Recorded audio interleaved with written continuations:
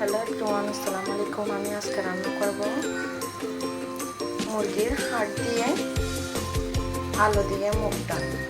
তার জন্য আমি এখানে নিয়ে নিচ্ছি মুরগির হাড়। তার মধ্যে দিয়ে দিব কতগুলো গোলমরিচ, এলাচি, জিরা গুঁড়ো। তারপর দিয়ে দিব কতগুলো দারচিনি, তেজপাতা। তারপর দিয়ে দিলাম পেঁয়াজ কুচি, তারপর দিলাম রসুন বাটা, তারপর দিয়ে দিলাম পেঁয়াজ বাটা, তারপর দিয়ে দিলাম কাঁচামরিচ বাটা, তারপর দিয়ে দিব কতগুলো টমেটো কুচি, ধনিয়া পাতা কুচি, তারপর দিয়ে দিলাম কতগুলো মরিচের গুঁড়ো, কতগুলো মিক্স মশলা, সব ভালোভাবে মিক্স করে নেব।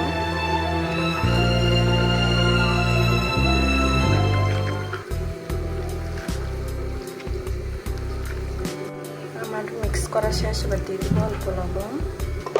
পুরো ভালোভাবে মিক্স করে নেব। মুগ ডালগুলো ভাজার জন্য আমি একটা কড়াইতে সামান্য পরিমাণ তেল দিয়ে নিয়েছি। তেলগুলো গরম হয়ে আসছে, এর মধ্যে আমি মুগ ডালগুলো তেলে দিই। এগুলো আমি কিছুক্ষণ রেখে দিই।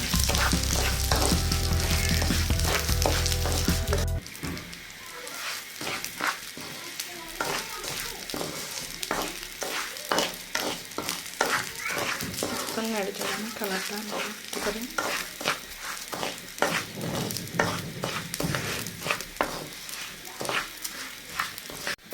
মুগ ডাল ভাজাগুলো হয়ে গেছে প্রায়,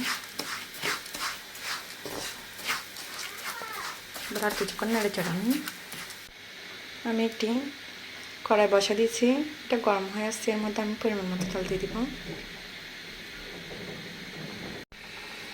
তেল পুরো গরম হয়ে যাচ্ছে, এর মধ্যে আমি এই মেখে রাখা হাড়গুলো দিয়ে দেবো।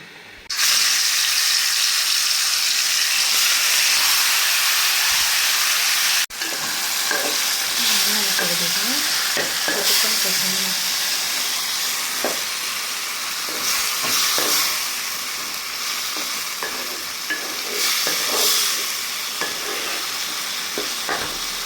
ডালনা দিয়ে রেখে দিব কিছুক্ষণ কষিয়ে নেওয়ার পর আবার আমার মশলা কষানো শেষ। এর মধ্যে কুটে রাখা আলুগুলো দিয়ে দিব। আলুগুলো একটু কষাই নিব।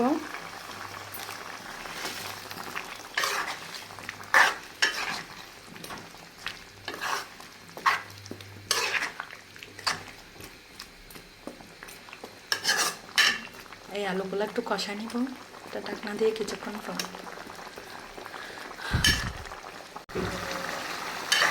পর আবার চলে আসলাম। দেখুন আমরা আলুগুলো কষানো শেষ।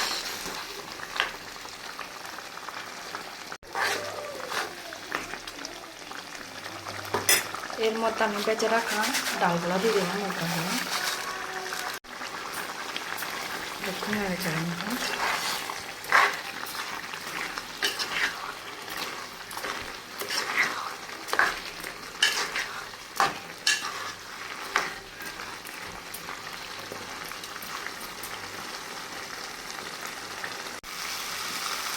এর মধ্যে দিয়ে দিব আমি অল্প পরিমাণ পানি, পরিমাণ মতো পানি দিয়ে দেবেন। পানির পরিমাণটা একটু দেখে শুনে দিতে হবে, ডাল পানি খাই।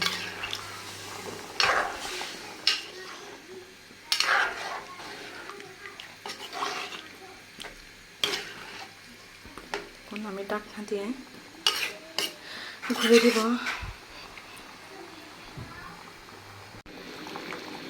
আবার চলে আসলাম 5-6 মিনিট পর। দেখুন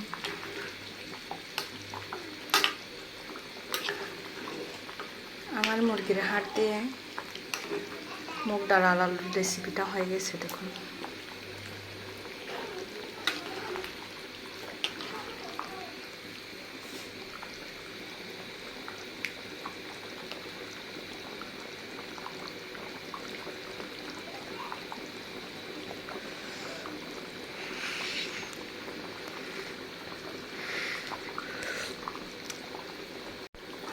আমি লবণটা চেক করে নিচ্ছিলাম। আমি এখন চুলাটা বন্ধ করে দিব।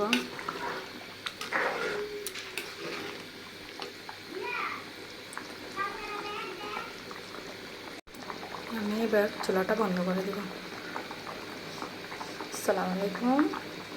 আবার একটা নতুন ভিডিও নিয়ে আবার দেখা হবে আপনাদের সাথে।